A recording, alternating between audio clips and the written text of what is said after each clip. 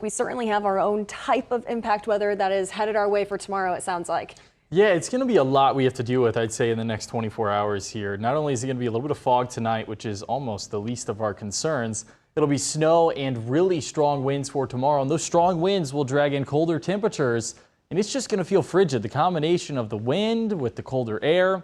But let's go in chronological order here. Let's start with tonight. The National Weather Service has put all the great counties there under a dense fog advisory. That is until 5 a.m. Sunday morning. When the winds pick up, it'll probably push some of that dense fog out. But it's along and east of the Missouri River in extreme eastern Nebraska and a lot of Iowa as well. And then the wind advisory as well. That runs from 3 a.m. tonight until midnight tomorrow. And that is for almost all of the Channel 7 viewing area and areas eastward. And you pair that with snow, and there's a winter weather advisory out from 7 a.m. to 2 p.m. tomorrow. And no, we're not going to get a ton of snow out of this, but it's the combination of the really strong winds.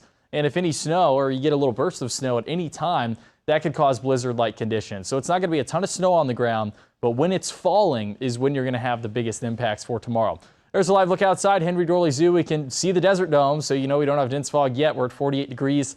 A south wind at 6 miles per hour, and visibility's dropped a little bit, but we're not talking about clouds on the ground, which would be fog, so to speak. But there are some areas in Iowa that are getting that now. So when temperatures drop a little more, we'll start to see more of that dense fog tonight. But temperatures right now are in the 40s mostly. Fremont is not reporting properly. They're saying 27, but I guarantee you they're also in the 40s right now too.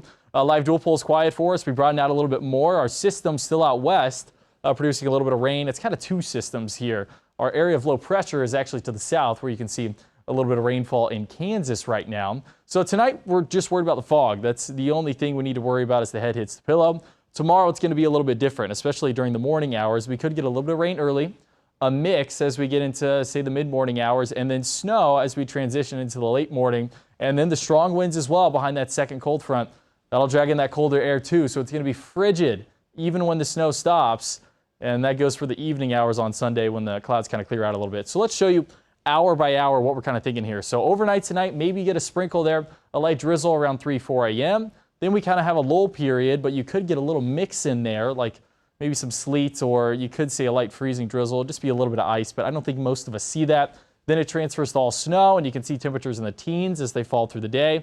And then by 4:30, everything's done, and we actually have skies clearing out.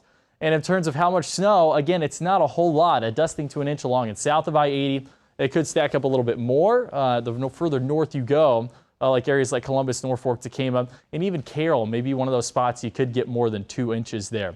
So for tomorrow's 12-hour forecast, again, temperatures falling through the day. It's the morning hours we're most concerned about, and the snow would be probably 10 a.m. to, say, 1 o'clock, so it wouldn't be for a long duration of time.